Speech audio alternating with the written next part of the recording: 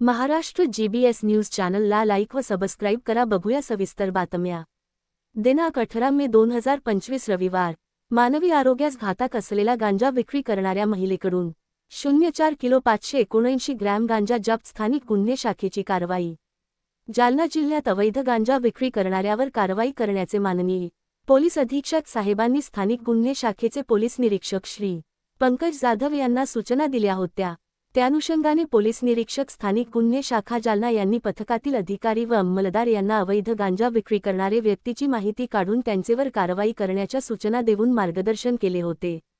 त्यानुषंगाने दिनांक 16 मे 2025 रोजी स्थानिक गुन्हे शाखेतील पोलीस अधिकारी व अंमलदार यांना गुप्त बातमीदार यांचे मार्फतीने माहिती मिळाली की चंदनझिरा येथे महिला नामे पूजा ओमप्रकाश नाईक रा. लहोजीनगर झोपडपट्टी अत्तानगर चंदनझिरा जालना ही तिच्या राहत्या घरामध्ये मानवी आरोग्यास हानिकारक असलेला गांजाची अवैधपणे स्वतःचे आर्थिक फायद्यासाठी विक्री करत असल्याची माहिती मिळाली. बातमीच्या आधारे स्थानिक गुन्हे शाखा जालना येथील पोलीस अधिकारी व अंमलदार यांनी लहोजीनगर झोपडपट्टी अत्तानगर चंदनझिरा जालना येथे महिला नामे पूजा ओमप्रकाश नाईक वय 30 वर्ष रा.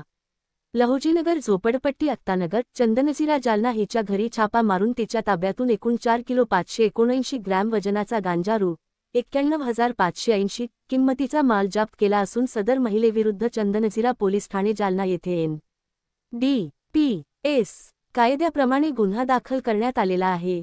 सदरची कारवाई ही माननीय पोलीस अधीक्षक श्री अजय कुमार बन्सल, माननीय अपर पोलीस अधीक्षक श्री आयुष नोपाणी, माननीय उपविभागीय पोलीस अधिकारी जालना श्री अनंत कुलकर्णी यांचे मार्गदर्शनाखाली श्री पंकज जाधव, पोलीस निरीक्षक स्थागुशा जालना 6, पोलीस निरीक्षक श्री योगेश उबाळे, पोलीस उपनिरीक्षक राजेंद्र वाघ, पोलीस अंमलदार रामप्रसाद पवरे, संभाजी तनपुरे, गोपाल गोशिक, रमेश राठोड, प्रभाकर वाघ, कैलास खार्डे, रस्तुम जयवाळ, प्रशांत लोखंडे, इर्शाद पटेल, संदीप चिंचोले, रमेश काळे, भागवत खरात, धीरज भोसले, सचिन राऊत, गणेश वाघ, कविता काकास, सत्यभामा उबाळे सर्व स्थानिक गुन्हे शाखा यांनी केली आहे.